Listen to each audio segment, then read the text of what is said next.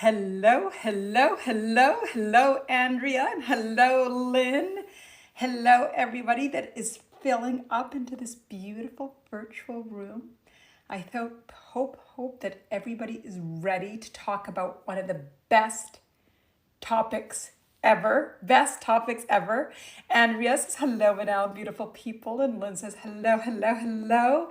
And I say, I am ready to explore, to talk, to laugh, to play, and ultimately generate more fun and play in our life. Generating more fun and play in our life. So, oh, Andrea, hello. I had my grandson 2 nights ago at home. So cute. Oh my goodness, so amazing. And Andrea, how did you do as the midwife in charge? How did you do? Christine, hey, good day, Manal, and everybody. Good, everyone, actually. Hello to you, Christine. Hello. Andrea, how was it and how did you perform? And how was the whole experience? Andrea was sharing with us how many lives ago that she was preparing for her new grandson and was going to be highly involved in the whole process. Andrea, I was told to not be so excited and to be quiet. And great for today's topic, generating more fun and play, more fun. Yeah, sometimes when we're so aligned, sometimes we give sunburn to those that might not be as aligned. Andrea, do you think that you needed to be, or that you were just? I was also asked to train to be a midwife. Who asked you to train to be a midwife? Monica, hi Manal, happy to be back with you. Monica, so happy to be with you as well. I'm glad that you're here and so excited about today's topic. Really happy. And I think you all chose it, the midwife. Fantastic, Andrea, fantastic. That's really exciting. And are you going to train to be a midwife? And this is all on par with today's topic.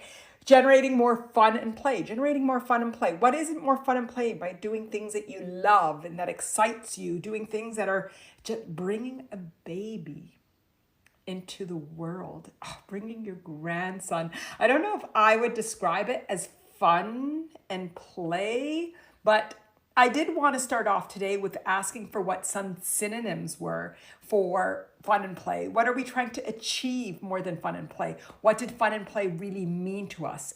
Andrea, I think I'm too old. Also lost my job, so more time to play. Andrea, fantastic. Congratulations. Always a great opportunity to play. Always. So what is it that we're looking for? So we use the word fun and play. I think somebody actually asked for it. But what is it that you're all looking for in life? What is it that you truly are looking? What is the expression or the desire that's coming and that's being articulated with fun and play? Let's play today to discover. Let's discover what it is that we want to do. What is it that we want to play? What fun are we looking for? And then I think what's most important or very important, what's keeping us from this fun and play? What's keeping us? Looking for lightheartedness and joyfulness. Andrea, beautiful. Lightheartedness. I'm going to just say that. Lightheartedness and joyfulness. So they're all expressions of the heart. All expressions of the heart. Wow, I already see where we're going to go with this. Wow, I really wasn't sure. Nilo, we're looking for passion. And some schools of thought is that passion is pain, but I actually think that passion is a beautiful expression, emotional and physical, of love. And it's a physical expression of love. So I choose to see passion as a beautiful physical and emotional expression of love. You just love so much. There's a physical engagement with your body. I love that word, to be honest with you. I didn't like when somebody taught me that it was bad and I'm like, it has pain in it. No, it has immense pleasure that allows the physical body to express in this beauty of this intense, I think the word is desire, this intense desire. Nilo, freedom. We are looking for freedom. It's one of the unconditional three. I already see the hearts going. Freedom. And what does freedom mean? Freedom being not being controlled. What are we being controlled by? Expectations, society, judgment. Put in the word if you want to see it. But let's start to become aware of what is blocking us from all of these things. That's what today's intention is. That's where we're going today. Okay. Pleasure. Neela also says pleasure. So these are all expressions of joy. They're all expressions of the heart. Jesse, hello, Manal. Looking to move beyond the monkey mind and have monkey curiosity and fun. Fantastic. And Jesse, what does monkey mind mean to you? What does that mean to you? Because I know we all express it, and we all express it like we all know what it means, but I could have different meanings in physical than to others. So what does it mean to you? Okay, Jesse, help me with that one. And I like curiosity. That's what I realized. It's like the more that we could be objective and open and curious, exploratory, open, allowing. Look, we just started and we're already orienting towards what's desired. Who can feel that they're shifting? Who can feel a shift? Andrea, seeing endings. I can see where that's coming from, Andrea. Seeing endings, losing your job. And I didn't call you on it, but I didn't really like that losing as a scarcity, as a loss, as you lost something. That means there's a sadness to it. But I like this better. I like seeing endings as new opportunities. For whatever reason, that job wasn't your path of least resistance. It wasn't your path of most opportunities. It wasn't the path of, haha, you know me too well, Andrea says. It wasn't the path of your joy, your fun, your play. And we honor sometimes, I hope this comes out right. Sometimes we are lucky when others make decisions for us that we cannot make on our own. It's very difficult to leave a job. I actually remember my first boss congratulated me for quitting, and it was time. I needed to quit. I was working at Fairweather. If anybody remembers Fairweather, it was Daniel Hector, and it was in the 80s. Oh my goodness. Lynn says, yes, I'm aging myself. And I kept working because I really loved Chuck and I loved the work environment. And it was one of my first jobs. It wasn't my first job, but one of my first real big girl jobs. Big girl jobs. I'm embarrassing myself. And I didn't want the hours. He would put me on schedule and I didn't want the hours. And he wouldn't he wasn't putting my girlfriend on, but he would put me on. And I'm like, he's giving me hours and I don't want the hours. I had other things I wanted to do. And I realized that the way I didn't get hours is by quitting. I had to end the job, and I don't even like quitting because it was the end of the life. It was the right transition. So Andrea, I just love that, and seeing endings as new opportunities. And sometimes it's a gift when somebody ends it for you when you don't have, I don't like this word, but the strength, is it the right word? The seeing, the clarity that this is not the right time for this. This isn't it's over. It served me. I served it. We grew together. And so, yes, seeing endings as new opportunities. And what I'd like, Andrea, and everybody for us to see, I see the heart, so I know there's resonating. I got goosebumps already. We're starting amazing. What I want for all of us is not to let's take Andrea's statement and seeing life as opportunity. Seeing every unfolding as opportunity, having the clarity of recognizing that life, even though we don't get what we expect. And I even see Andrea saying, yes, I'm not a quitter, but I was so over it and I was dreading going there. Fantastic. The universe did it for you. So can we look around and see what the universe is doing for us? Even if we think it feels bad, the universe might miss a flight. Oh, that's a flight that ended up getting delayed when it landed in Chicago, perhaps. Missed a whatever. I avoided a traffic jam on the highway. I missed a phone call. Well, it ends up that what I ended up doing is connecting with a friend. You all get my contact. I don't want to keep coming up with I missed something examples because I'm running out of my imagination is running out. But you got the concept. The universe is here to surprise and delight. To surprise and delight. How is that? So yes, Andrea, today we're going to see life. Who wants to create that commitment? Okay, I want to ask. Jen, hello, Manal and everyone. Exciting topic today to express your happiness and joy unconditionally. Unconditional. And that ties into what we were talking about with Andrea that she led us up to. How do we see everything as an opportunity? So who wants to create the attention? Who wants to create the intention right now? Hearts and words to take life as a ongoing set of opportunity that is here to surprise and delight us. To surprise and delight us. Kendra says, yes, and absolutely, absolutely. Surprise. Sunshine says, yes, and celebrating. The hearts are going. Let's say it. Let's do it. Let's do it. Andrea says, yes, life is here to surprise and delight us. Jessie says, yes. Mary Alice, greetings, Manal, and everyone. Yes, to surprise and delight. Fantastic. So I'm talking about the bad thing, I'm putting that in quotes, things as well. I'm talking about the losing the job that Andrea's talking about that ends up giving her a bigger opportunity, more fun and play, the challenge that ends up making you recognize I am capable.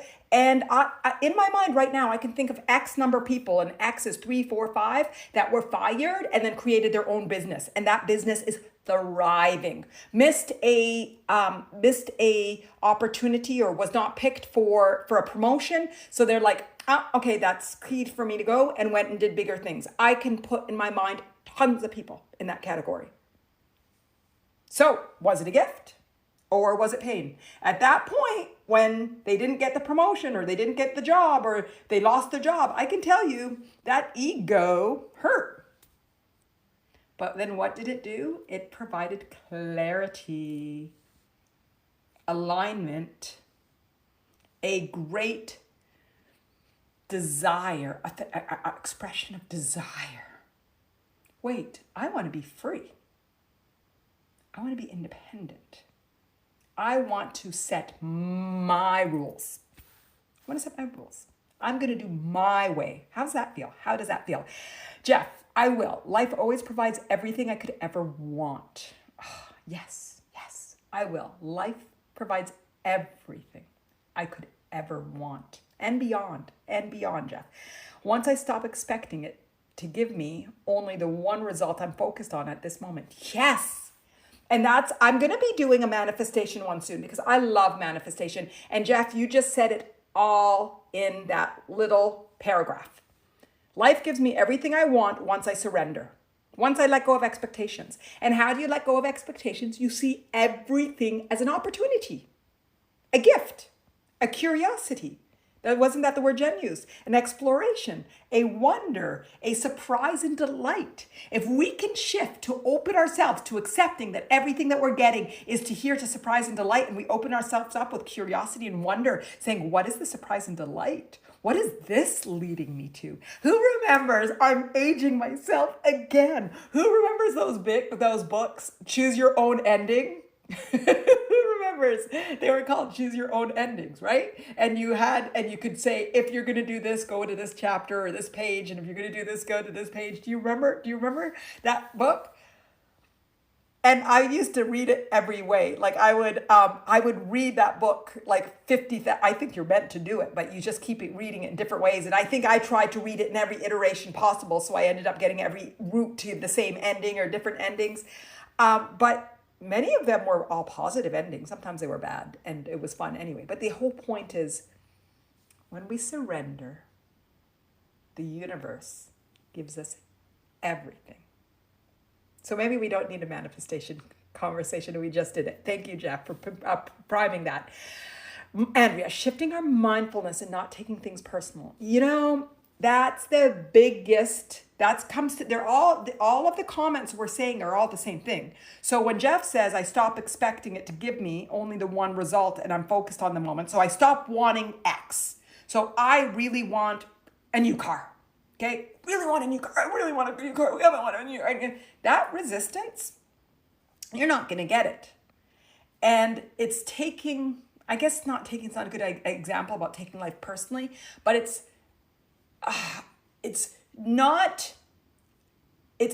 personalizing the vibration, the desire, the need. It's being part of you versus, I got to shift it because I just held on to that energy, but it's just versus this, I just love that gorgeous car. So beautiful.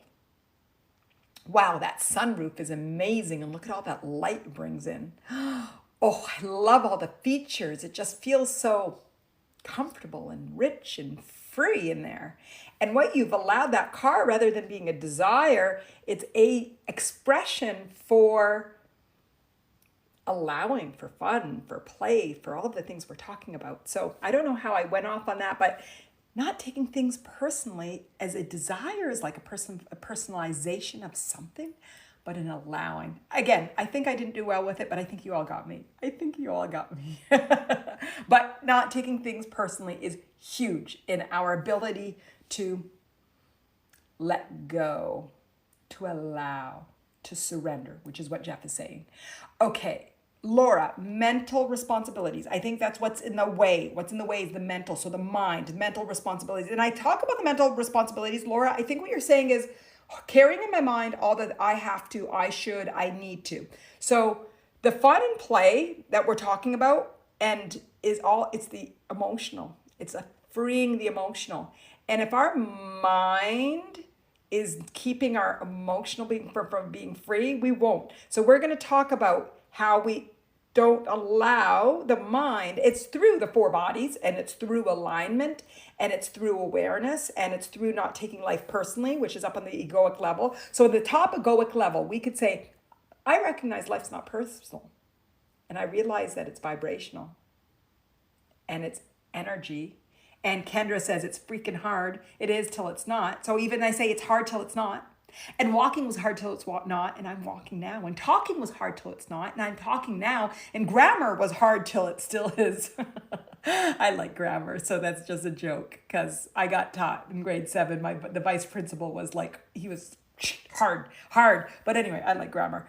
But it was hard till it was not. What's a verb and an adjective and an adverb and a conjunction and subjective clause? Like, what the heck? Why do we even care about English in that way?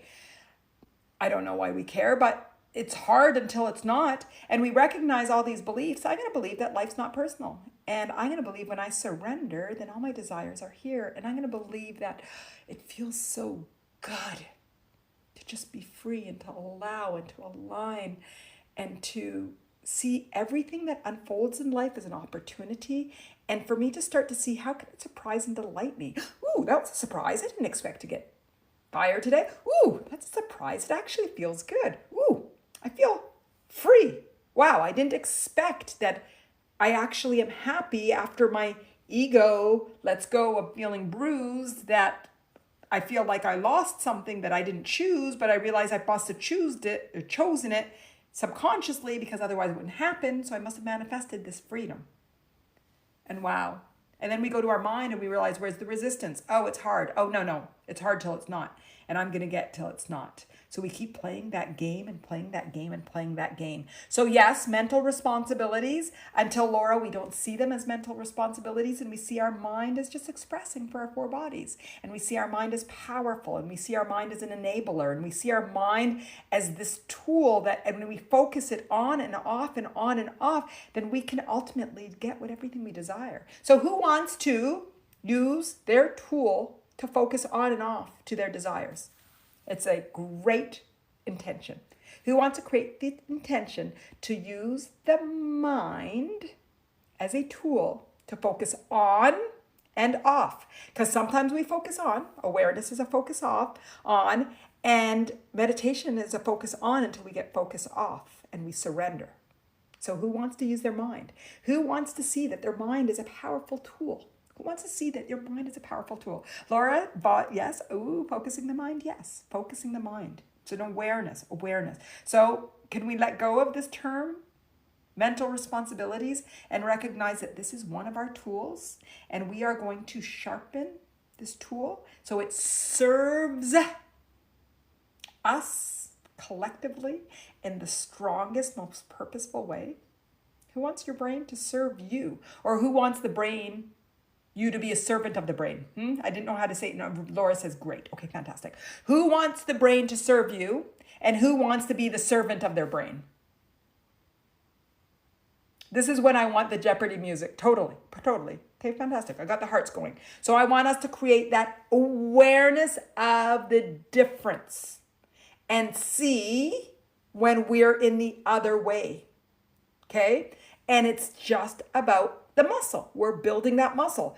Kendra, I'm trying not to be a slave to my mind. Fantastic. And Kendra, I'm going to reword that. I'm going to shift that. I create the intention for my mind to serve me, to be in alignment with my four bodies. Kendra, how's that shift? Laura, I want to drive the car, not the car drive me. Fantastic. Okay, fantastic. Okay, so we talked about mental responsibilities. So going back to where we were, Liz is saying hello to everybody. Beautiful, beautiful, beautiful. Andrea, yes to that. Jen, I know I said that. Kendra came into the room. Okay, where am I? Is this being hosted in Canada, says Leslie? Because I said something Canadian, didn't I? What did I say Canadian? But Leslie, I'm Canadian. I did say something Canadian. What did I say? I'm in North Carolina. I'm in the States. But I did reference something Canadian. Oh, Fairweather and Daniel Hector. Oh my goodness. Yes, yes, I'm in the North Carolina. Okay, Andrea, I'm not a quitter, but it was so over it. We read that. Laura, I have time to write. So you want to have time to write. I don't know if the context of it is what you desire. I don't know. Jesse, the monkey mind blaring out useless thoughts and non-serving judgments. So Jesse, did we cover that when we talked about right now about who's serving who? Did you shift in that or no? Who wants to focus a bit on the mind a bit more? Mary Alice says, good morning, greetings to everybody. I think I'm caught up with everything. If I'm not caught up, let me know. I'm pretty sure I'm caught up. I jumped around a bit. Okay, Liz, I love the quote in Timer that says, happiness is a perfume that you cannot pour on others without getting some on yourself. Beautiful, beautiful, beautiful. And speaking back to how Andrea said, they told me to tone it down and quiet down. Perfume is something that's quite personal. And if I went around squirting perfume all over everybody, I am sure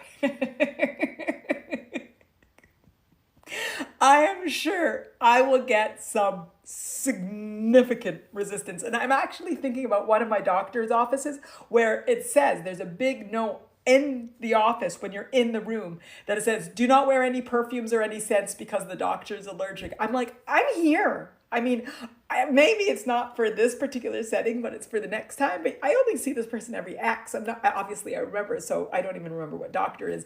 But anyway, my point is perfume is not something we go. But when I put on a nice, not too much, because you put on too much, people are like, you smell so good.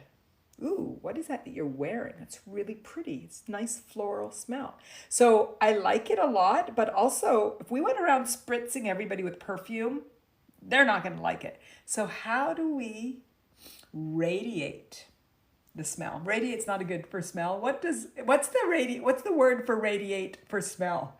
Emit? I think emit is the right word. I'm just cracking myself up today and I'm not even saying anything funny.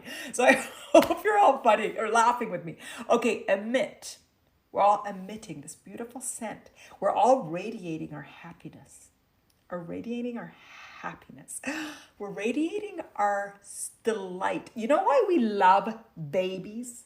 Because they're so innocently, delightfully happy. Like their expression when you play peekaboo at the surprise of seeing you every time is just it's so addictive and they radiate, the expression is so contagious. So how about we take our happiness and we radiate it in such a way that you can't help but smile back and love back and feel good back. So Liz, I love it, but I played with it too. Jen, yes, the baby's laughter too, a baby's laughter. Laura, time to write was something I received when I lost 2 jobs in a row. Oh, fantastic. My ego was bruised, but I'm able to see beyond my self-judgment. Beautiful, beautiful, Laura. Beautiful, beautiful, beautiful.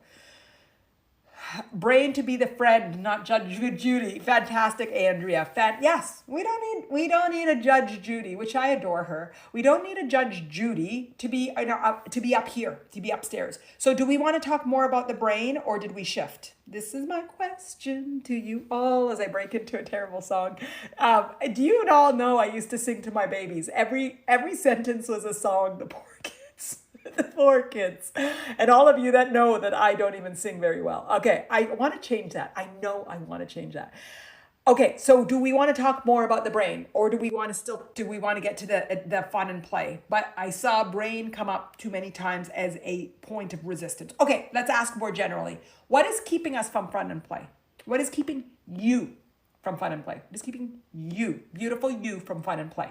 What is keeping you from a baby's laughter? Our brain. So is it the number one, the brain? Does everybody says number one, the brain? Would everybody say they're number one? What's your number one thing that's keeping you? And the brain is the judgment, the expectations, the shaming, the Judge-Judy nature of our brain. Let's talk about it. What is the number one thing that you're saying that was keeping you from your fun and play? What's the number one? Christine, physical pain. Physical pain. Christine, where is the physical pain? And where are you feeling it? Andrea, our own blockage. Yes, Andrea, which blockage would you say for yours? Is it your brain? Jen, getting older, how it's perceived. Jen, your age, your perception of age. Okay, fun. So that's your brain too. That's your egoic actually too, what your beliefs are. Fantastic. Okay, so I've got our brain, I've got our physical our physical, I've got our egoic now. Laura says yes, brain, financial security, which is a poverty consciousness attitude. Laura, fantastic. It's common everywhere. Even people with lots of money feel financially insecure. So it's a fear. And it's a fear that's sometimes played on by society. So it's quite normal to have it. Recognition of where you're coming in from scarcity or not is very powerful. So even looking at the attitude and the mindset of it is beautiful. Nilo says the brains and fears. Okay, that's the emotion. So we're going through all four of our bodies. Jeff, worries and dread, the brain. So worries, I would say worries is emotional, and dread, brain. I'd say actually worries and dread and brain, the way you're saying it, is actually engaging all four of the bodies. Probably it sort of sounds almost like anxiety or anxious. Jen, I actually don't feel my age. It's my body. So your body. So we have another body. Okay, so the answer is really that joints that dislocate. I have to hold my shoulders and hips with my muscles because my collagen is weak and faulty. Okay, fantastic. So you guys gave me all four bodies. And you know we're always tackling all four bodies. So our four bodies, our life, our physical bodies, our minds, our brains, our emotions, are keeping us from our fun and play. Okay, I'm just deciding which way to approach it. Okay, this is the way I'm going to approach it. Do we all recognize that whether it's physical, emotional, mental, or spiritual, although it's physically real, that together we can, from a spiritual level, understand it in your ability to grow and expand. So does everybody have the ability to switch from the physical being that's physically feeling insecure, the physical being that has physical pain, the physical being that's having worry and fear, and the physical one, the body that's having their brain looping and limiting thoughts, and then the physical body that feels all alone or feels whatever egoic misbeliefs. And then we have a lens that turns around and says, oh, I'm going to look from the spiritual body. I'm going to come in from oneness. So does everybody buy into the ability to look at ourselves as a physical person? And then when Andrea says not taking it personal, that means we come in ourselves from our spiritual lens. So does everybody have the ability to flip from your physical you and the spiritual you? Christine, learning that on here, I'm infinite awareness. Okay, fantastic. Does anybody have any doubt to that? Does anybody have any doubt? For everybody that's here, for all of us who are here, do we all accept that we have our physical being? Physical, financial security, the emotions, the thoughts. And we have the spiritual being. Let's call him the spiritual being right now. So we have our physical being and our spiritual being. Clara, yes. Okay, fantastic. And Jen is, yes, getting better at. Fantastic. And so do we all recognize that when we come in here and we talk at the spiritual level, we're not dissing or dismissing any of the physical expressions, but we're just using the spiritual lens, the spiritual being lens. Does everybody know that when we come in here? So when we talk, Christine, when you talk about the joints that dislocate and your shoulders and your hips, I see see you and your physical being. I see your physical being. But we're going to come in here and we're going to expand on it from our spiritual lens. Okay, I get the heart. So we're getting the heart. So this is fantastic. Okay, so with that awareness, so Christine says, I am infinite awareness. So from that awareness, let's just go into our bodies, all of us, okay? And everybody, I want you all, as your spiritual being, as your infinite awareness. So everybody take a moment to connect with your infinite awareness. And you already feel how incredibly powerful and empowering that feels. It feels so intense that it's like, for me, I can feel a moment of like a desire to release through crying. So I can feel like this beauty of like feeling the truth, that it feels very overwhelming. So I think that not everyone is practicing connecting your spiritual being. So it almost feels very emotional. Like there's a lot of resistance that doing this allows, which is beautiful. It's beautiful. So get yourself to your spiritual being. And now I'm going to remind everybody, because our resistance sometimes distorts it. The spiritual being is a third person observer. There's no judgment. It's just love and compassion, exploration. There's a full acceptance for what is. And if that spiritual being feels resistance or resistance to resistance, that's okay. It's your egoic that sometimes comes in and is fearful of the journey, but that's okay. It's okay. Just sort of recognize the resistance and just hug it and love it and see it. But just remind yourself that you're coming in as your spiritual being. And the most free that you can feel and loving and accepting, the most that you're aligned with that spiritual being, that third person observer, okay? That infinite awareness. I'm going to keep using it, Christine. I love that infinite awareness. Now I want everybody to go to the body, your body that you felt the most resistance. So some of you said the physical body, the pain, the joints, Christine said. Christine, I want you to jump into your physical body. You also said a story, my muscles, because my collagen is weak and faulty. So those are, again, I'm coming in, I'm giving this example, this spiritual body. I know that this is medically true, but we're coming in from the spiritual. I also want you to come into the mind and see how there's just limiting thoughts rather than the truth in the miracle of the human body. The miracle of the human body. So I want us to all go into the body. So whether it's your physical body, and then like Christine's example was also the mental, you could fly between the two of them, or there might be all four of them that are engaged. If it was your emotional body, so Jeff talked about the dread and the worry and the brain, so just flying between that connection between the emotional and the mental. If you see if there's any limiting beliefs about your purpose or your truth or the beauty of who you are, just go in your egoic body and see the resistance. Just see the resistance. When you see the resistance, what I want you to do is acknowledge to the resistance that you know that you've spent a lot of time in life avoiding that resistance. And that we're on a journey now to create a different relationship with the resistance. A recognition that, oh, you're here for me to learn. Oh, you are an opportunity.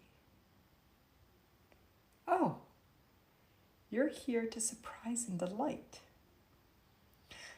And recognize, ooh, I've always treated you like the boogeyman, but it's time to look under the bed and open the door and recognize that the boogeyman only exists in the mind. The Boogeyman doesn't exist. It's just in the mind. So look at this resistance and float between the bodies. And watch as you start to become more comfortable with seeing the resistance. Watch as you start to recognize, oh, this is so interesting. And maybe in the beginning that just connecting with that resistance, you can see the resistance and the resistance and the resistance. And the more I talk about, oh, just be a third person observer and it's an opportunity and we're going to grow and learn and expand from it, that you can just start to open up and start to be more courageous and comfortable. Heaven forbid, such a southern word, heaven forbid, more comfortable with the resistance. Recognizing, oh, it's just a vibrational song. It's just something telling me something about life and about myself.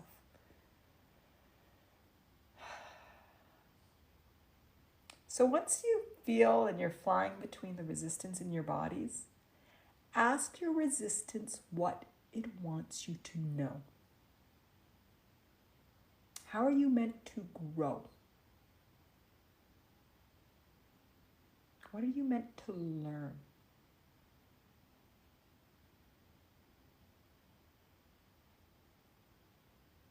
What are you meant to learn from this? Tell your resistance that today we have set the intention for fun and play and a whole bunch of other things, fun and play and flow and a bunch of things that I don't even remember right now. But whatever you wrote, if you had something, an intention, just say, hey, I have that intention. Let's play together. Do you want to play? Do you want to play? How do you want me to learn? Because I'm ready to play. I am ready to rock and roll.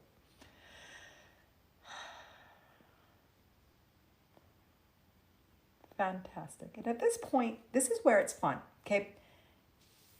I want you to let go of that resistance. Now, there's so many ways that you could do it. If you want to just do it and see it, just sort of letting light in and watching it shift, because now you're really having a different lens and perspective on it, you can actually physically take that resistance off of you and put it to the side.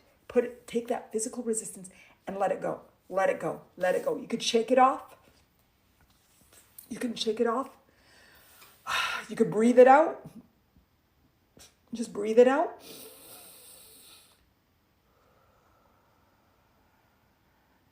Just create the intention that now that you saw that resistance,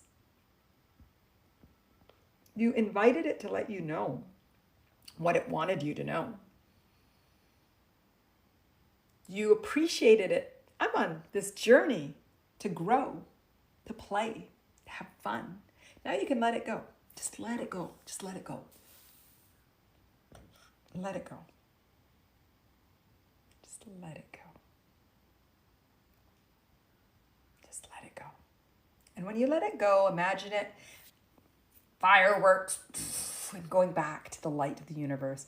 Imagine it going to the core of the universe. Imagine it going back to the light, but imagine it going back to the light. Very important for it to go back to the light, back to the light. And when you're ready to share your experience, come back into the window. Let me know how you feel. Let me know how you feel. Liz, it can be so good when a person's physically being and spiritual being connects with each other and feeling heard and seen with regards to their feelings, emotions, thoughts, and experiences. Liz, yes, that's what we just did. Dang it, every time I hit the hearts, you freeze here, Kendra says. Yes, we become comfortable to resisting knowledge and wisdom. Yes, our resistance is knowledge and wisdom expressing itself in physical, emotional, and mental and egoic ways. And we're not looking at it, so it builds up and builds up and builds up and builds up. Who wants to recognize that everything their body is telling them is knowledge and wisdom? That's the question. That's my question. Andrea, learn from the baby. Learn from the baby. Grandmother Andrea. Oh my God, learn from the baby. You've got a baby that's going to teach you now, Andrea. I'm stronger than I think I am. Laura, yes. And I just want to say I am strong. You're letting your mind be a slave to you. No, you're strong. Your mind is strong. Your body is strong. Your heart is strong. Your beliefs, the truths, knowing the truth of life is strong. I am strong. I am purposeful. I am masterful. I'm amazing. I'm amazing. Andrea, getting back into the heart. Babies and children have such open, pure hearts. Yes. Yes, they do. Yes, they do. Okay, how does everybody feel? How did that feel? What was your experience? Was it easy to connect with your resistance? Do you feel resistance still? And now, how do we talk about the resistance that's keeping us from fun and play? Okay, so I'm going to ask the question just for beginning. I asked a bunch of questions, so answer any of them, but I'm going to ask the question again. What's in your way of fun and play? And all of the things that we created the intention from.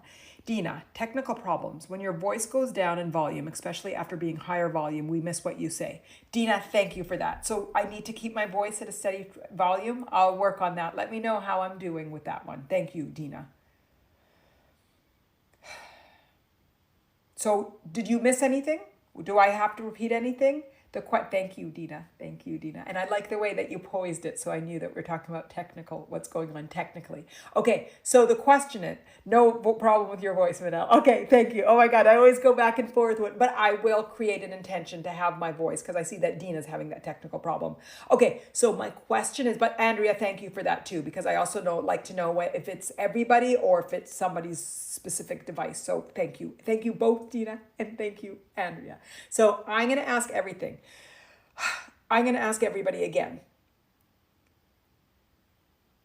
How do you feel about resistance to your desire for fun and play? Has it shifted? Is it shifted? Andrea, I'm on the way in New Zealand. Yes. Someone asked me yesterday where one of the countries I want to go to in New Zealand popped up. Okay, so my question, I'm going to ask the question again. What is in the way of your fun and play? And did it shift after we went into the body?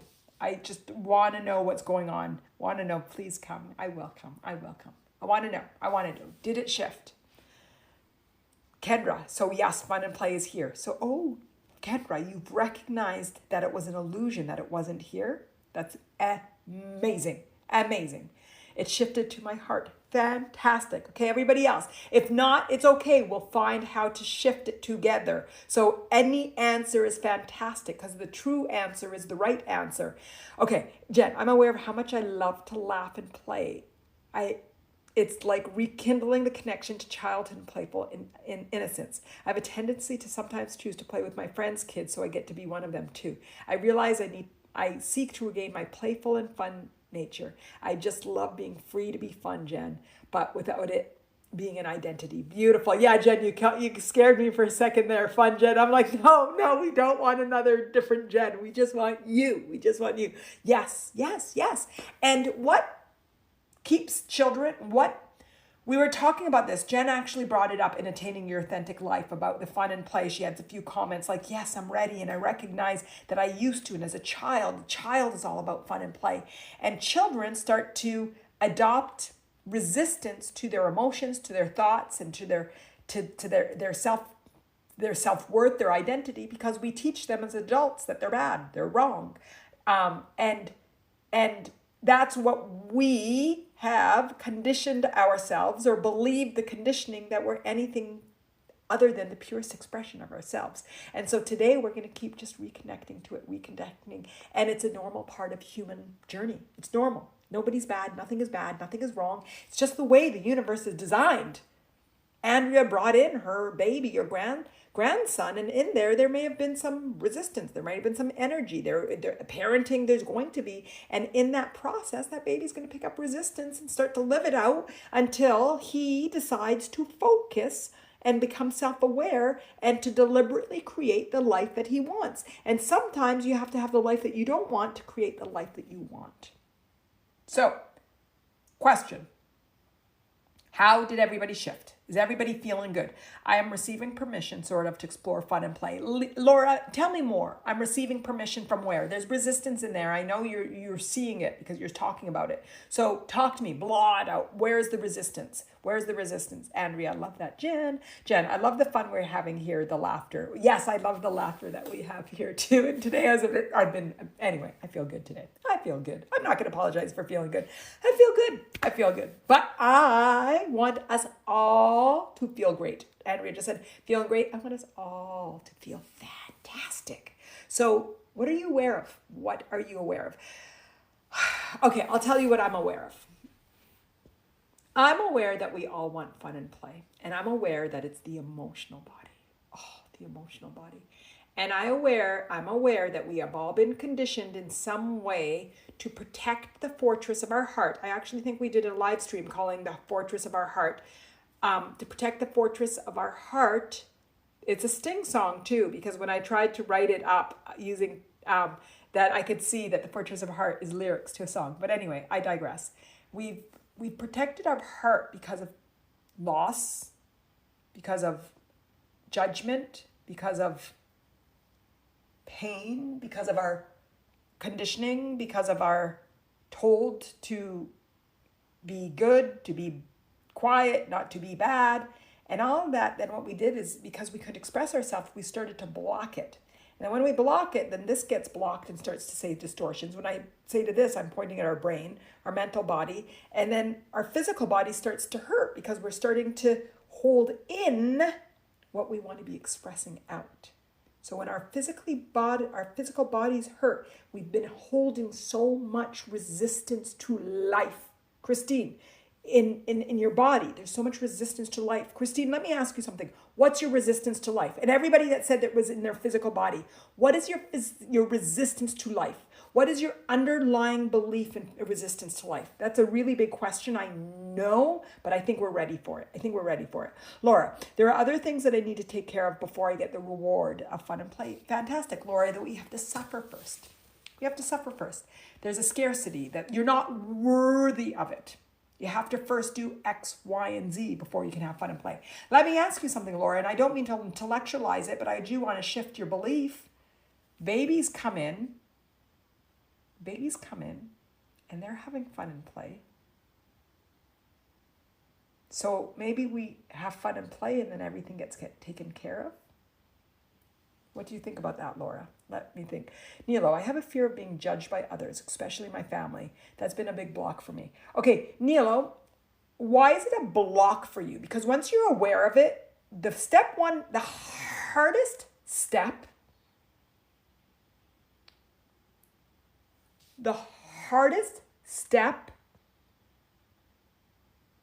is step one, the awareness.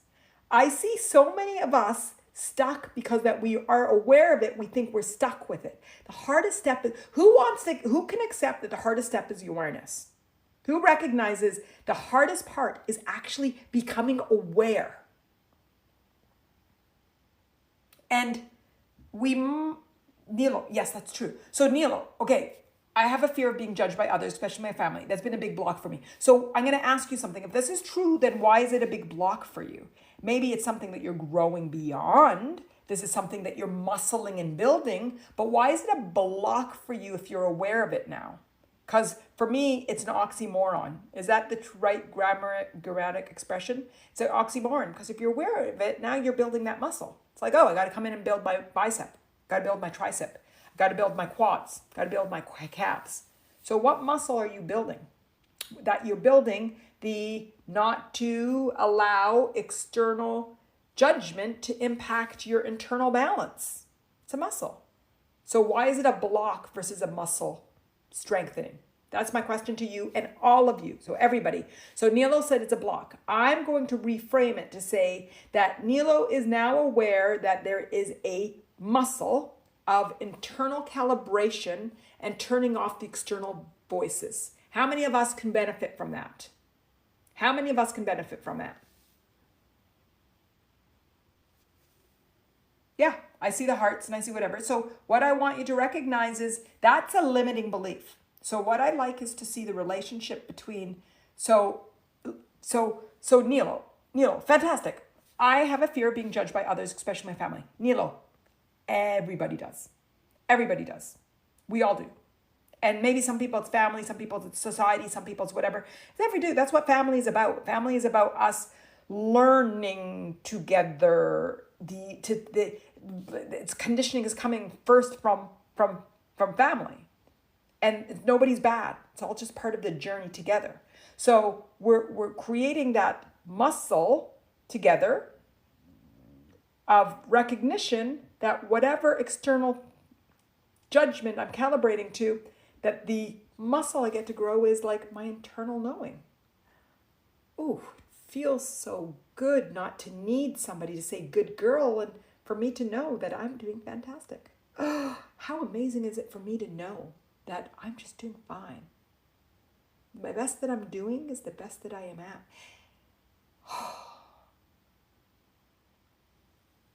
Fantastic, Nilo. And Nilo, just the fact of shifting to recognizing that the muscle that you're working on versus a block, you'll see that you'll be in alignment and you'll laugh or smile. Things that your family used to do that would annoy you would recognize, oh, it's just them.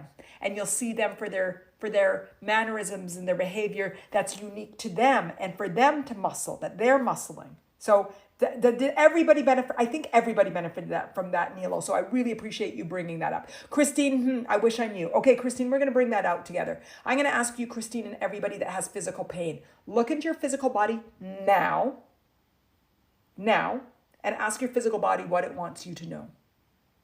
What fears are you holding? So just ask your physical body and put that in the window. Andrea, too much fun and play. I should be more serious. Andrea, so that's your self-judgment. And are others judging you on that? Someone asked my son once what drugs I was on. I was so enthusiastic. So, Andrea, fantastic. That's no different than Nilo. No different than Nilo. That others think that we're sunblasting them. We're sunblasting them because we're truly aligned. We're truly aligned. And then, Andrea, let me ask you something. And everybody that feels like people are reading them wrong. Do you have a judgment on how people are reading you? Are you apologetically happy? Or are you unconditionally happy? Are you aware that you're different? Lynn isn't here, but different than others. What's the word that Lynn used? A misfit? Lynn's word. She's not even here, but she's impacted. Do you feel like you're a misfit in society in the way that you see things and you feel things? Or are you just truly just coming in as who you are? Andrea, I'm unconditionally happy, total misfit. Okay, so people are reading that misfit part of you. People can't take too much radiance. Okay, Andrea, so there is a judgment in you that you can start to shift. And I know you're going to be aware enough to be aware of this because I am perpetually happy and I don't get that sunburn effect. I don't sunburn people with I know sometimes where I'm like, ooh, I may have done whatever. But the other day, we went through a drive-through and the guy said, how are you doing? And he said, surviving or something, surviving. And I said, oh, fantastic. You just need to change it to a TH and you're thriving. And the guy just started laughing. So he moved he's like, you know what? You're right. I am so blessed in life. If you saw where I was and where I went. And he went from surviving to thriving in a second. The man went from surviving to feeling blessed by moving the S to a TH. So Andrea, because I am clairvoyant and shamanic healer, people get freaked out. So Andrea, but you're not. You're just the most beautiful energy and spirit and soul. And I hear you're physical, but I'm still on the spiritual because I'm on my little pillow over here. I get what you're saying, but I'd love for you to explore the identity and perceptions that you're extrapolating from others on you and seeing how you're getting that reflected back to you. Was that clear? Was that clear to everybody? Give me hearts, give me words to tell me that was clear, because this is what we talked about in Finding Your Tribe. That it's our bias of what we're thinking that people are perceiving us that's distorting our okay, I was saying it again.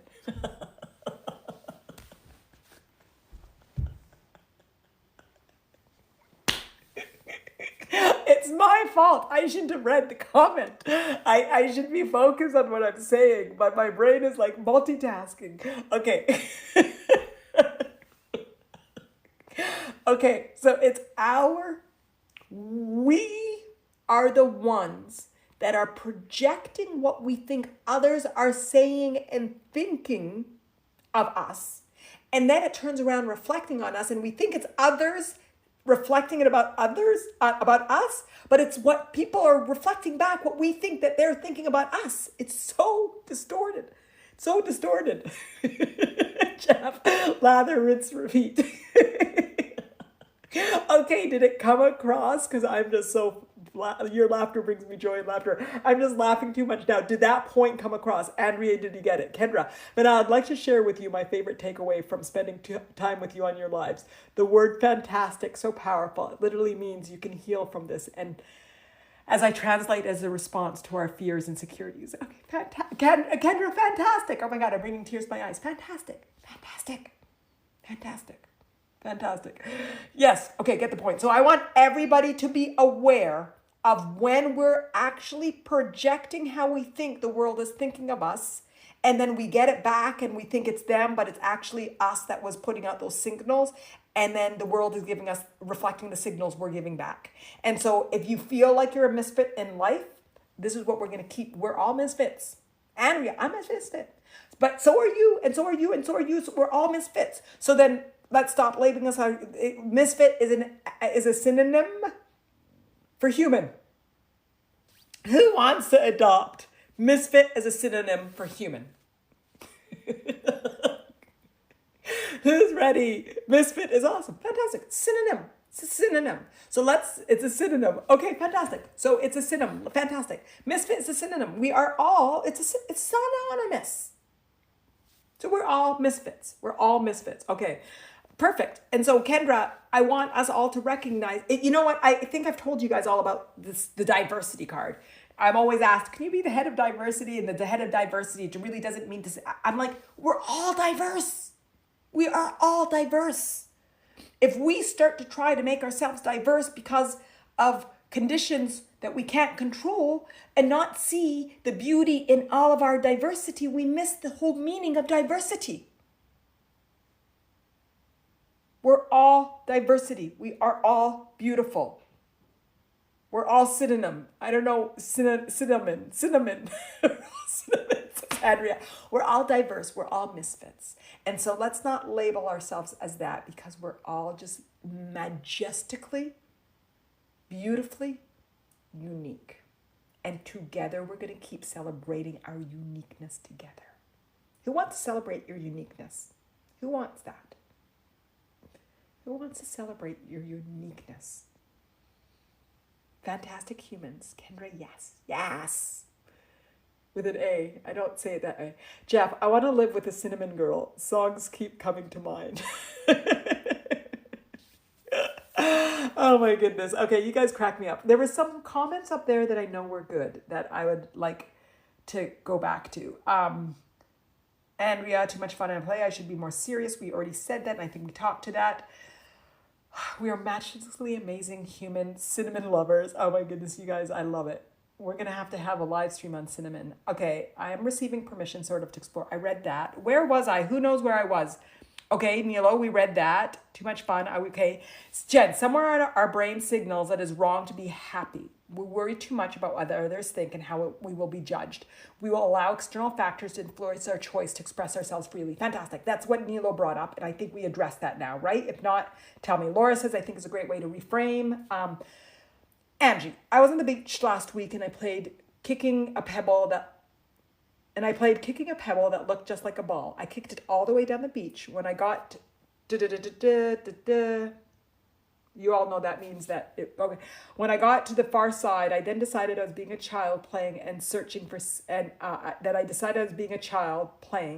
searching for sea glass. It was great. I even felt physically smaller. It was really cool. Fantastic, Angie. Fantastic. And that's what we want to talk about. We want to talk about how can we become playful?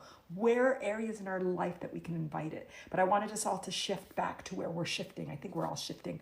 Liz, it's good to be a big kid in life. Me and my partner, Tony, hello, Tony, believe in the Peter Pan syndrome. You don't stop playing because you grow old. You grow old because you stop playing. Yes, I love it. I love it. I love it. Love it. Okay, acceptance, says Kendra. Anna, I love what you're saying about resistance, awareness, and limiting beliefs. Fantastic, fantastic. Jeff, definitely need an external voice shut off switch. Okay, Jeff, I like that. Anna, thank you. Thank you out all. Thank you, put. Think you put. I don't know. I'm going to stop.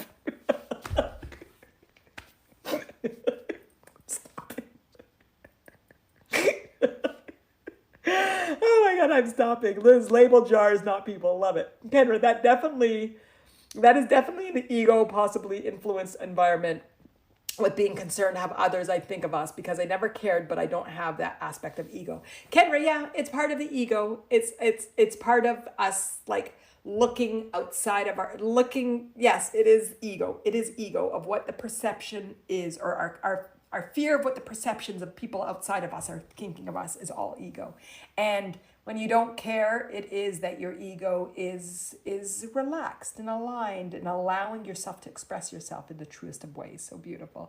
Valerie, hello everyone. I'm a little late, but I'm glad you're here. I'm glad you're here too. I'm glad I'm here. I'm glad you're here too. Okay, so I had a question because Jeff had a great statement about turning the external audio off. Let's ask that question. How are we going to turn off the external audio? Okay, first question, Valerie, you can jump in right away. Who wants to turn off the external audio? Jen, actually, me and my big sister, Sylvia, loved being silly and playful all the time. We both brought out the humor we shared all our life. It was beautiful. Oh my goodness, I love it. I love it. I love how you always talk about Sylvia, Jen. Okay, yes. Okay, so everybody who wants to turn off, who wants to create the intention to turn off the, how did you word it, Jeff? I really liked it. What did you say? And I'm not going to scroll back anymore. If anybody said something that you want me to say, write it in there. Your Freudian slip. He had a Freudian slip too. Shut. Thank you. Wait, what did you definitely need an external voice shut? I read shut off. It was shit off switch. Definitely need an external voice shit off switch. Oh, got that, Jeff. Oh my goodness. No, I can't say that. It's okay for all ages. So how do we turn off that shut off switch? How do we turn it? Okay, I'm going to share a funny. So my son says that I repeat everything, and I know I do. You guys know I call myself Manal 33. I have to stop because I am repeating myself a lot. So, and you all know that he's learning to drive, and I'm his teacher. So what do I have to do? I have to teach. I'm his teacher. I have to teach. So the other day when we were driving, I don't know what he did. So I was doing my Manal, yeah, you got it, So he's driving, and all of a sudden he takes his hand and he starts plugging his ear. I like, you can't plug your ear in front of me. I can see that you're plugging your ear. We were both like laughing hysterically. We could not, first he was trying to be all serious teenager that doesn't laugh with his mom, but I just could not stop laughing because he just slowly put his hand, and he has like, you can see, he was like his ear. I'm like, it doesn't work. I said, at least do your left side of your ear so I wouldn't see. But anyway, so the whole thing is, how do we put on the shut off switch? How do we get the shut off switch? Point me in the direction of that side. Okay, so how? Like my son? Just plug your ears. How do we put on the shut off switch? Any ideas? Okay, first, desires. Valerie, it is so funny. He was so funny that day. It just happened just the other day. Where is the shut off switch? Okay. So, let's first question. Who wants the intention to be able to turn off the outside world on demand? Who wants to create that intention? Who wants, even more than the intention, who wants to create the skill set? Who wants to create, Dana, I'm going to go louder for you because this is important. Who want to create the skill set? We need our own internal noise reduction AirPods. We have it, Jen. We do. Valerie, what does that even mean, Manal? Go within or what? Well, we're going to decide together. Okay, so right now, I take all the hearts and I took all the words for yes. So let's explore it together. So right now we're aware, okay, Nilo goes home and all of a sudden hears all this blah, blah, blah, blah, blah. So Nilo goes in. So what's the first thing that we're going to do with that? What's the first thing that we're going to do? We go home and all of a sudden we feel, oh my God, I'm just kidding. What's the first thing we're going to do? First thing. And then we're going to, Valerie, exactly. awareness. So step one is sort of like, ooh, this is so interesting. I just walked in, and before I walked in the door, maybe I'm expecting it. So maybe I put something away, or maybe I do something. Maybe I was prepping it. So even before I came home, I was anticipating it. I was anticipating. Jen, we could say leave the room, but we can't always leave the room. What I want to do is start to see the habits that we have. So let me ask the question. How many people anticipate it before they get it? How many people anticipate it before you get it? So Nilo, what are you expecting when you go home with your family? You're expecting it. Yes, you're expecting it. So, okay. So even step one before, oh my God, Laboled, yes, I do anticipate it. I 110 expected it. Okay, fantastic. So wait, Jen, you're getting too physical. Jen, you're getting too physical. First of all, we recognize we're all expecting it. Who believes that they're manifestors, that you're creating your life, your desire, your manifestations? Who believes that you're creating the life? We're all expecting it. Valerie, yes, I always expect to be exhausted. Fantastic. We're all expecting it. So who recognized, this is what we were talking about with Andrea earlier, about Andrea. If you expect everybody to see you as misfits, and then you start to see that people are saying, ooh, you're sunburning us, you're the one that sent out the signal first. You were sending out the signal, then you're receiving it. Why are you getting mad for receiving the signal that you are sending out? So can everybody see that we're expecting it? We're expecting it. Sometimes if it doesn't come, it seems like they don't care. Jeff, fantastic. And there's also this distortion of our belief that we're so unworthy that if we don't hear it, then they stop carrying us. Jeff, fantastic. So this is a beautiful, I've got goosebumps. So here's our first awareness. I'm purposefully being silent. It's dramatic effect. Crack myself up. I'm just so silly sometimes. I have to stop. So I'm not always like this. You know I'm not always like this. So the first step is recognizing that we expect it. That this and this are conditioned for being, plug in your word. Yes, I do create that. Okay, so now, Andrea, don't get mad, but trying to tone down. Fantastic. Okay, fantastic. So now, does everybody want to recognize, ooh,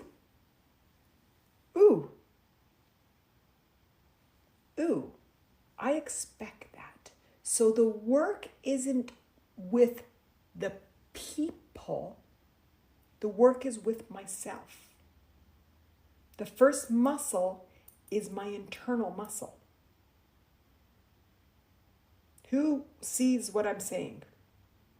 Hears it, feels it, knows it, understands it, resonates with it. The first step is our internal muscle. So isn't this exciting? So yes, Jen, the leaving the room and the putting boundaries, but we're going either higher than this. We're going to a place that we understand the root cause and we shift it for ourselves permanently. So Jeff says the silence is my second step, trying not to gauge. We'll get there, Jeff. We're going to get to practical ways, but first I want to get to the spiritual level. I want to get it to the root cause. The root cause for us all to recognize, ooh, I'm asking for it. Nilo, okay, I do. Okay, yes, I see it, but I can't just observe that. I instantly go into self-blame and into the loop. Okay, so back up for a second, Valerie, and everybody. I want us to go back into awareness and openness, and I'm going to just keep saying it and saying it and saying it and saying it. We're building a muscle. We're building muscles together. We're building muscles together. I was listening to last week's live stream because I was going to try to listen to something on YouTube when I went on the walk, and my face popped up on my other account. I have a personal account and my Mattain account. So I listened to it on my personal account because it came up. I'm like, oh, interesting. Okay, let me see what it sounds like. And so while I was listening to it, I heard, there was a few things that I heard, because sometimes it's different being in it versus listening to it. But there is muscles that we are going to continuously work and develop together. This is not grammar. We talked about grammar. we learn what a noun and a verb is. That doesn't mean that every noun and every verb we can now be able to say that this is a noun and this is a verb until we start to really learn it and understand it. And there's X number of hours in certain things. It takes X many hours to learn tennis, and X many hours Y to learn golf, and Z to learn tennis, and maybe B to learn to read, and maybe C to cook something. I'm running out of variables. I know there's 27 letters, but I don't know why I'm going in random orders. There's R for us to build the muscles, our spiritual muscles. So how about we open to the idea that we can all do everything and we're just learning it together, and we're in different places of our journey, but we're all learning it together. I'm learning a lot of these things. I share stories all the time of me developing muscles of worthiness and freedom and love and happiness. Because we're human. We're misfit humans. We're amazing, fantastic humans. So I want us all as a tribe to start to adopt the recognition that somehow we've adopted the belief that the spirituality just happens.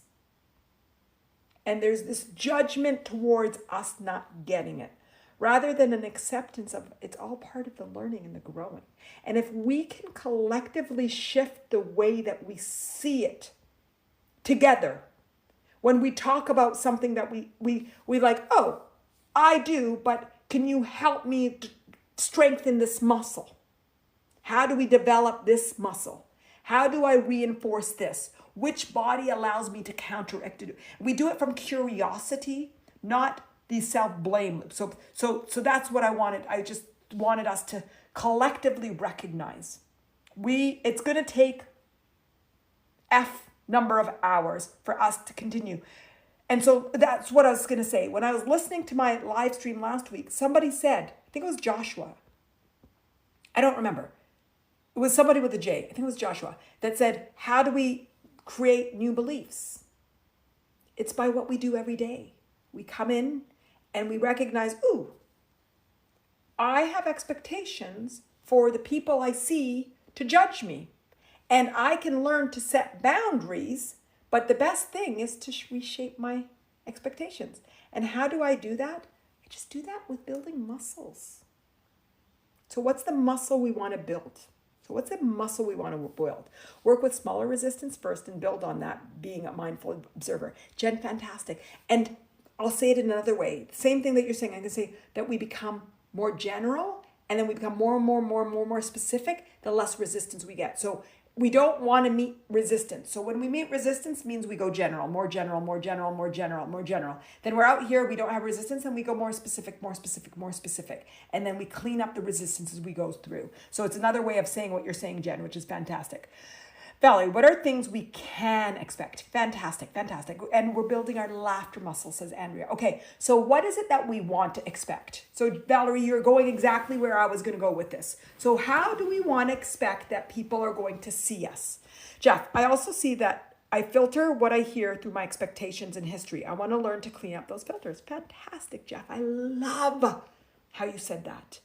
I love how you say that. And that's what we're doing together. Every time anybody says something, we all relate, we all clean up. We all clean up. So we'll work, Jeff, on cleaning up those filters together. So let's clean up this expectation filter. Who wants to clean up this expectation of people seeing us other than the beauty of who we are? Who wants that? Valerie, to be honest, I don't know what I desire. I think connection. Fantastic. Valerie, that's wonderful. Connection is beautiful. So what do we want to connect? I'll tell you what I want to expect, what I want to expect. I'll start, and everybody put theirs in the window. I want to expect, the first one that's coming is just alignment with my true expression of who I am.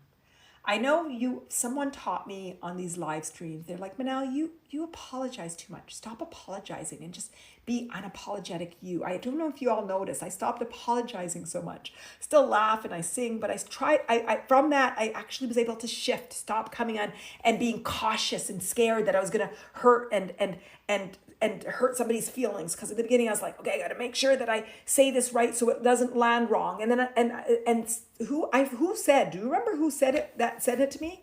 Angela, was it you? I don't know who it was that said to me, Manal, stop being apologetic. Just come out there and just be yourself. And so I had to shift it from not wanting to offend anybody and for anything to coming out wrong to knowing that my intention is love and growth and expansion. And that I ask, does it land right? Did that land right? And if the answer is no, it didn't land right, then I turn around and say, okay, let me try again and try again and try again. I love the unadulterated you, Manal. Andrea, you haven't seen her.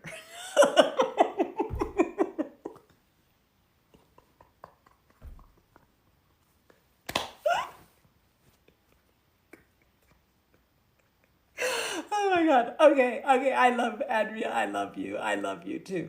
Okay. So what do I want? I want to just express myself to who I am.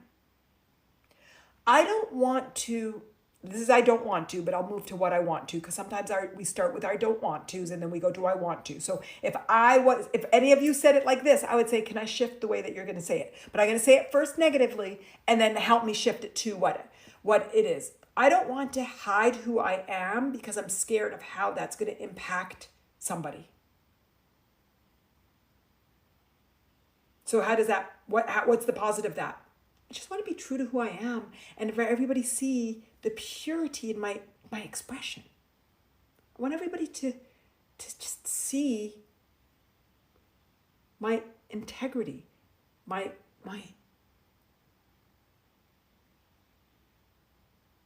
desire for pureness and for goodness and for kindness and for my desire for everybody to be the best that they can be.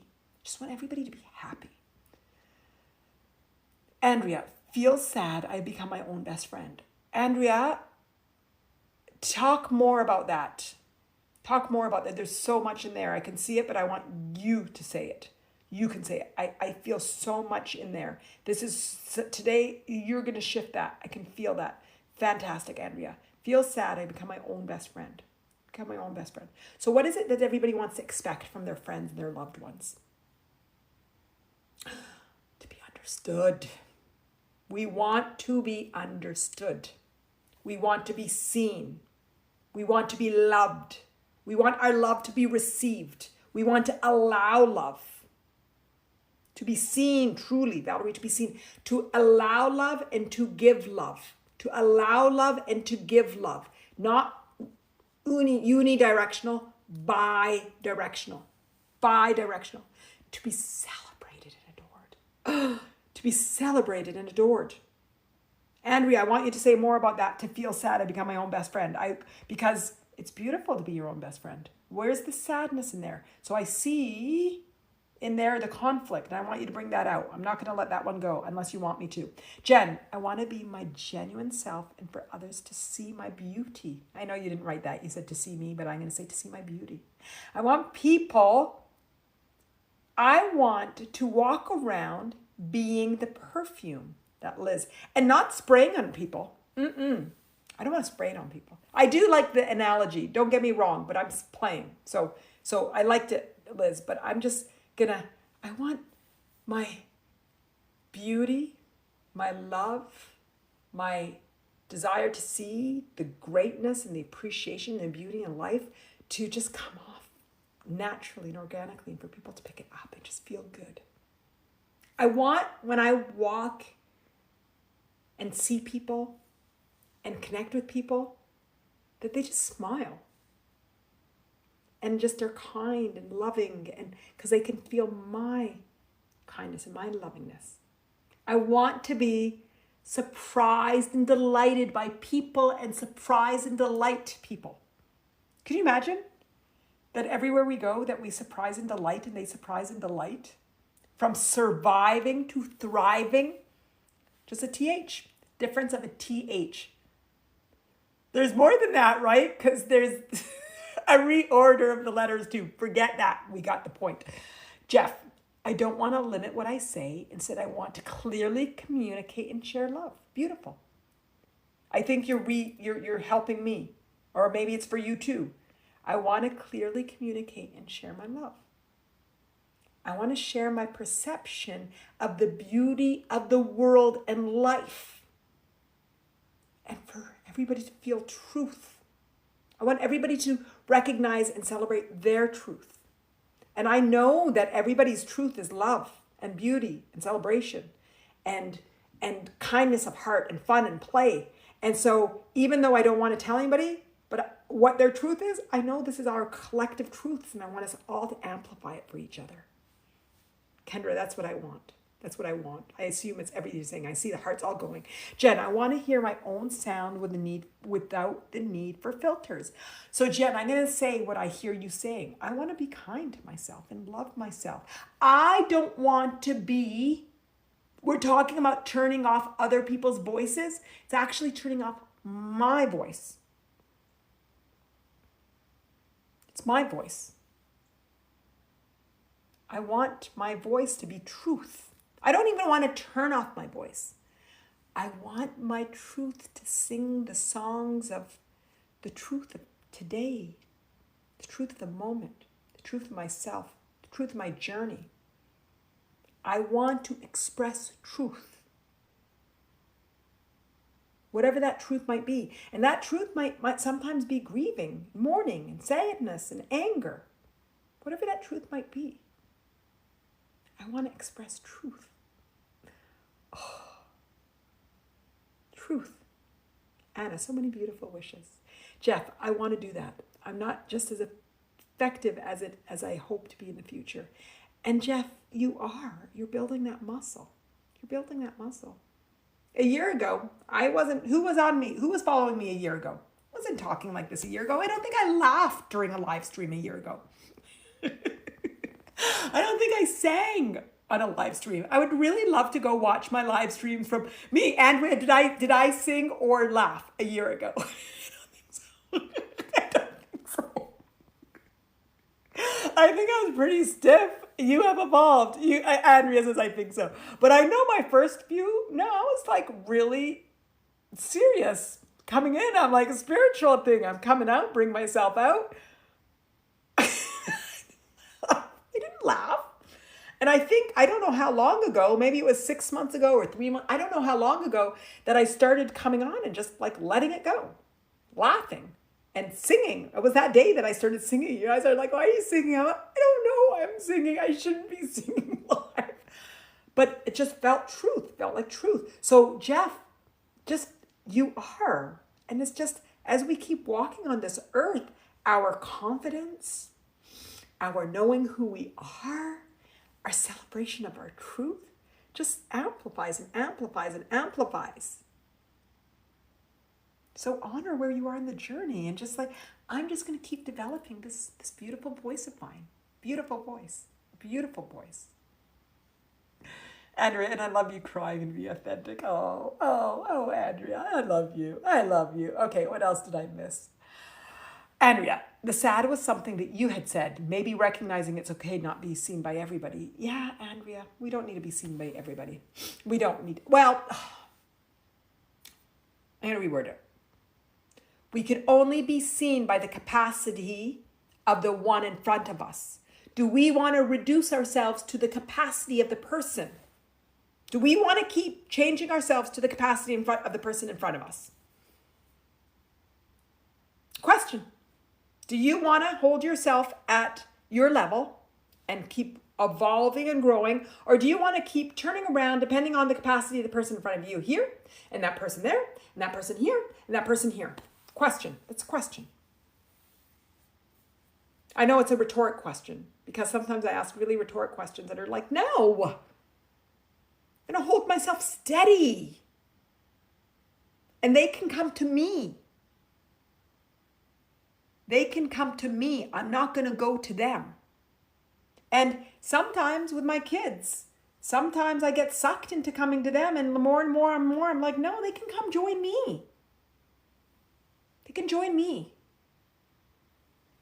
Even if they're plugging their ears while I'm telling them to stay straight in the line. They can come to me. They can come to me. So, you know, when you're out in the world and that person gives you that look, you can come to me. Or maybe they're just having a surviving kind of day and you just give them love and they're not giving you that look. It's not personal. They're giving life that look. And you just happen to be in the direction of life that they were looking at that moment. And it's our delusion, I don't know why that's the word that I picked, that it's about us. It's actually about them and their misperception of the meaning of life. Or their dog died. Maybe their dog died. Very powerful, Laura says. Fantastic. But so it's, I'm going to say, Andrea, what you said, it's not personal. Nothing in life is personal, including physical pain. Nothing. But do we have the ability to move to the awareness of that? Andrea, gosh, you're on fire, and I love it. I've had a good day today. I've had a really good day. I meditated a lot today. I woke up early and I did a lot of meditation. So and I got a walk in, and I feel really aligned. Very aligned. Very aligned. I don't know why I keep laughing though. Okay, so where are we? How's everybody feeling? How's everybody feeling? I feel like I had a comment. Liz said everything to the community, so maybe I want to do that. Okay. Dina, I wanted to tell others we're in this together. Let's laugh and enjoy life. Dina, who do you want to say that to? Who do you want to say that to? Who? Okay, everybody. Who do you want to invite to have fun and play with you? That's the question of the moment. Oh, and this is a bit of a trick question. Valerie, you got the trick question right away. But it wasn't a trick question in the beginning, but then I made it a trick question. Valerie, yes, first ourselves. So who wants to invite themselves? My children, myself. Okay, fantastic. Who wants to invite myself? Me first, and then everyone can join the party. Beautiful. So who wants to invite themselves to have fun and play? Who wants to invite themselves to have fun and play? I do. Dina says, fantastic. Who wants to invite themselves to have fun and play? I do. I do. Manal, I love your wisdom and words that you speak to people in this community here. Liz, thank you. And I love your words that you speak to everybody in the community too. Andrea, yes, party for one. Yes, party for one. Well, and then that party for one, BD, fantastic, fantastic. What is that, a bear? Is that a bear? My son wanted Klondike bars. No, Kodiak. Anyway, I don't know if that's a Kodiak or Klondike, but I kept reversing the two. I just segued somewhere else. It's in my heart when I say yes, fantastic. Sally says yes. Valerie, I do a little hesitant though, already full circle for me in this live. I expect myself causing exhaustion. Fantastic, Valerie. So just become aware of it. Very aware of it. Christine, I crack myself up like you do. Fantastic, Christine. Yes, you crack me up too. So fantastic. BD is it's a bear. It's a bear. Okay, so number one that we're going to invite ourselves to is the invite to fun and play is ourselves. And then this is a trick question too. After we're at the party, so everybody says yes, party for one, and Jen said, yeah, me first, and then after Jeff, I try to have fun, even if it's not shared, but when the fun is shared, it's like multiplier on the joy. Oh my God, I love that term, multiplier on the joy, exponential of the joy, exponential of the joy. Fantastic, Jeff. Yes, I want to play with myself. Liz, fantastic. Andrea, okay, fantastic. So we've decided that we're going to have a party. So now that we have a party, who do we want to invite to the party? Who are we going to invite to the party? Who are we going to invite to the party?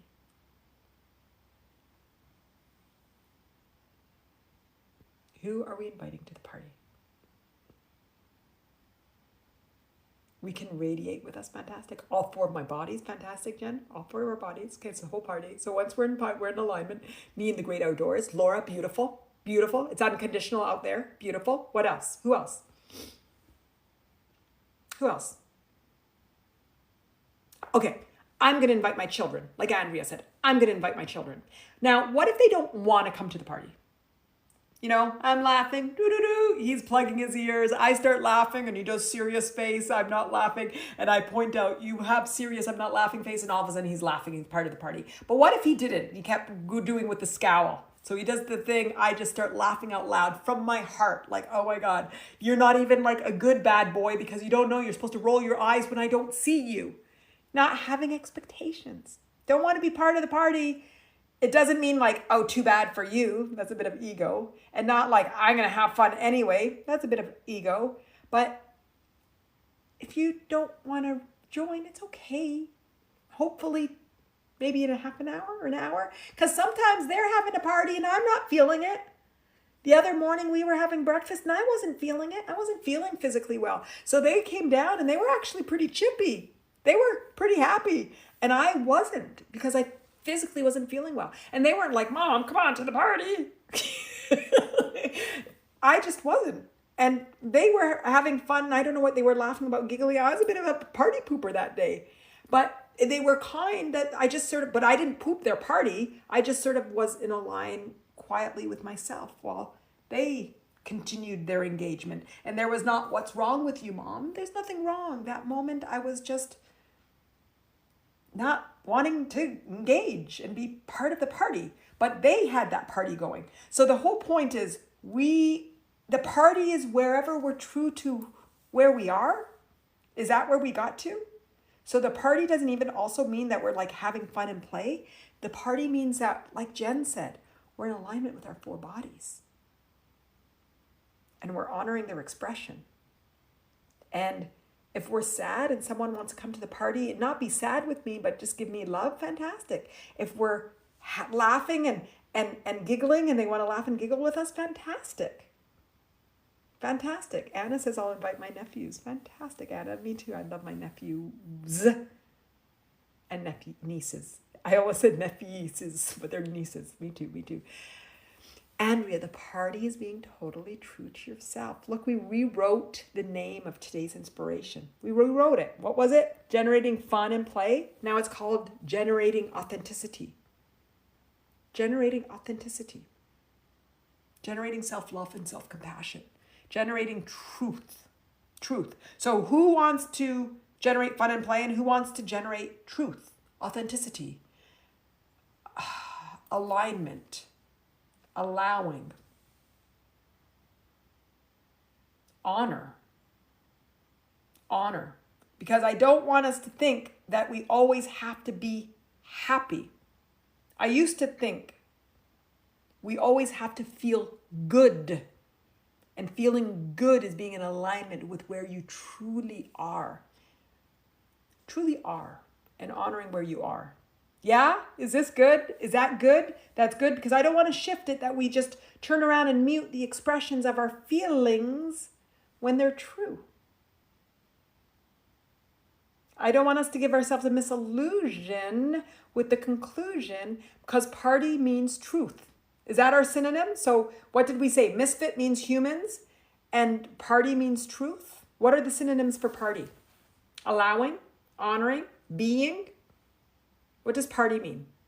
What does play mean? Now we've defined it. Everybody help me. What does party and play? What did we just redefine it to mean? Being alive. Andrea, beautiful. Being alive. Jen, authentic. Authentic.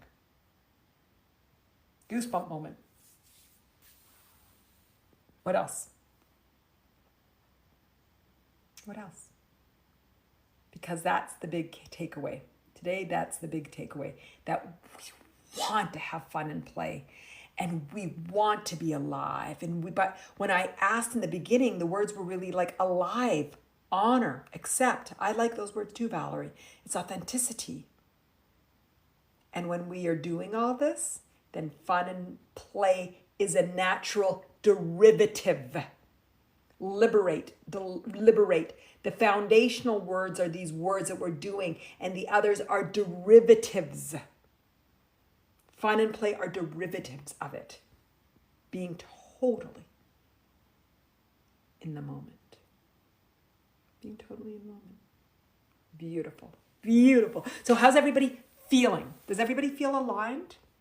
Did today's inspiration create the intention of generating more fun and play by being authentically true to who we are? I feel empowered, and that's what we want every time, Anna. Beautiful, beautiful. And Anna, what do you feel empowered towards? What do you feel empowered for? That's my question. I feel empowered too. I feel like I can hike up Mount Kilimanjaro. I feel much lighter and joyful. Beautiful, Andrea. Honoring our true essence to be just yourself wholeheartedly. Jen, beautifully. Just be ourselves. We're amazing. We're all amazing. Every single one of us is amazing. I feel myself as my true self. Beautiful, Anna. Valerie, I feel a little more clarity. Fantastic, Valerie. Fantastic. Fantastic. There's some good stuff. You'll listen to this, Valerie, later on, but we got to it at the end. You know how we all loop, and so really at the end we say everything that we led up to it. But I think there was some good awarenesses today. So did everybody meet their intention of being here today? Did everybody meet their intention? What is your intention when you come?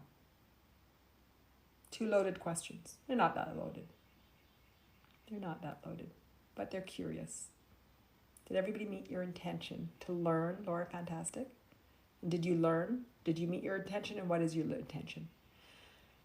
To learn, grow, and expand. Beautiful. Yes, Laura says, yes. Fantastic. Fantastic. Yes, I'm glad I came in anyway today, even though I was late. Fantastic, Valerie. You always come and get what you're supposed to receive, so you weren't even late. There was nothing late. It's also so inspiring to be here. Fantastic. I always love when you're here, Valerie. Fantastic. Okay, so we have coming up. So March was anxiety. My anxiety. We were all exploring anxiety. Andrea, more than enough. I was tired, but can't miss Manal and group. Always shifts and you make me calibrate to my highest truth. Fantastic, fantastic. Okay, so March, we were talking about anxiety everywhere. Everywhere was expressions of anxiety. All the lives, the podcast, in the wisdom series, and my newsletters. And now for April, it's all going to be about why we feel bad, or looking at expressions that make us feel bad. So what we are going to talk about, we're going to talk about, not next week, I'll be out of town next week for spring break, but the week after, overcoming victimhood mentality, or victim mentality, victimhood, on the 18th. So that's 11th at 1:30. So for April, I'm staying consistent with that this Tuesday at 1:30. On the 18th, I'm doing overcoming traumatic life experiences. And it's not for us to come in and just blah, but we will blah, but it really is a defining. What does that mean? And how does that impact us? And how do we shift the way that we see it in life? And you know what? You're all here. You all know it means, how do we shift it to see everything that happens as opportunities, not traumatic life experiences? That's what we're going to try to get to. And I think we'll get to it. But sometimes we hold on to I give away all the answers. How we hold on to it, it's a muscle. It's muscle. Sure, I give to you, this is what the recipe is going to look like, but we have to build on that recipe together by putting in the eggs and the flour and the sugar and the banana and the milk, or whatever it might be. And but I usually make vegan, gluten-free, so every ingredient in there wouldn't have even been an ingredient in anything I would have baked, which is actually quite comical. So oh my God. And on the 25th, we're going to be talking about, holding the space for grief. That was requested to talk about grief. We talked about grief so many in our lives, and I don't think we can talk about too many times, because it's about ultimately the fear of death, and that fear that we carry within ourselves, and how to hold ourselves and other people in in sadness and mourning and grief of whatever it might be. So it's always a strong skill for us to continue to reinforce and explore. So that's what's going on in April. So I'm excited to continue to grow and expand and learn. I'm so glad that everybody created their or met their intention, or at least assume with all the hearts and the words. Andrea, I thought you were making banana cake. Yes, I did. We did the other day, but we used like gluten-free flour. We used bananas. We didn't even use sugar. We used maple syrup. We used almond milk. So we used all of the ingredients that we had, but they were adjectives on top of them, I guess, that made them different than the illusion that they were when I said them. And there was no sugar. Oh my God, Jen, here's one joke. Yes, I was actually going to say I would love a joke. Like Sandy's mom has 4 kids. And I said mom. Sandy's mom has 4 kids. North, west, east. What is the name of the 4th child? Hold on. I know this one. Sandy. It's Sandy. It's Sandy. It's Sandy. I'm alert enough to know it's Sandy. Sandy's mom has 4 kids. She has North, West, East, and Sandy.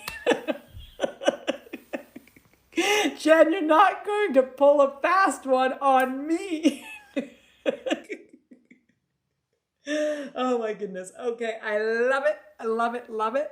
Thank you, everybody, for being here. Darn it, Jen says, darn it. I should have waited because I knew I should have let it come out. Christine, thank you. Manal, enjoy your spring break. Christine, thank you, thank you, thank you. And Christine, let's get to the bottom of what the resistance you're holding on to in your body, because when you get it, your body will just feel more liberated and free. And maybe there may be things that might be chronic. Maybe chronic, I'll give you that word, even though we'll move away from it later. But we still want to discover the fears that you're holding in your body, so there can be an allowing for things that will make you feel better. Does that feel good, Christine? An allowing for you to align to the feeling of freedom and ease and comfort and strength and power and ease. I don't know if I already said that. So Christine will work on that. We'll do something, actually May is all about body image. And so we'll talk about body pain. We'll talk about body pain but I just want you to hold on to these words, Christine, when you're doing your meditations, about just ease and comfort and strength. And the miracle of our bodies. Our bodies are miracles. What do you call 2 bananas on the floor? And 2 bananas on the floor. What do you call 2 bananas on the floor? Slippers.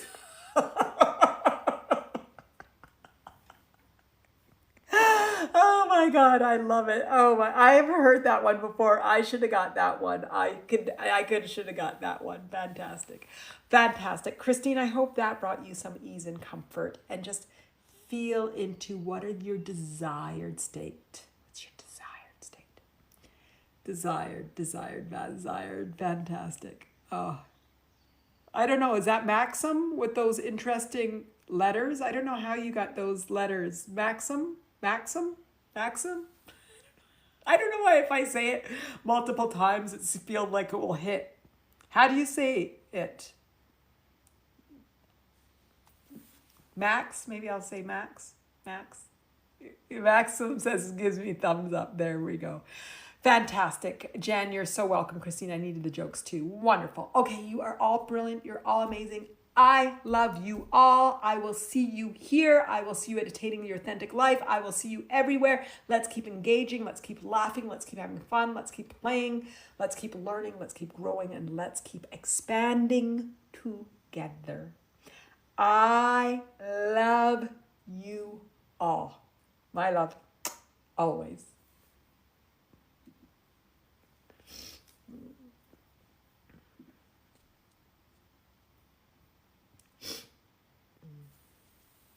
What an amazing inspiration we had today. It's all about being aligned with your authentic nature. Sometimes anxiety is in the way. Go to my website, www.mattain.me/anxiety. Got it right up there for you. Come to my website, get access to my free mini course and join me in attaining your authentic life. My love, always. Don't forget to go to my website, sign up for my newsletters, and follow me. Instagram, Facebook, InsightTimer, and YouTube.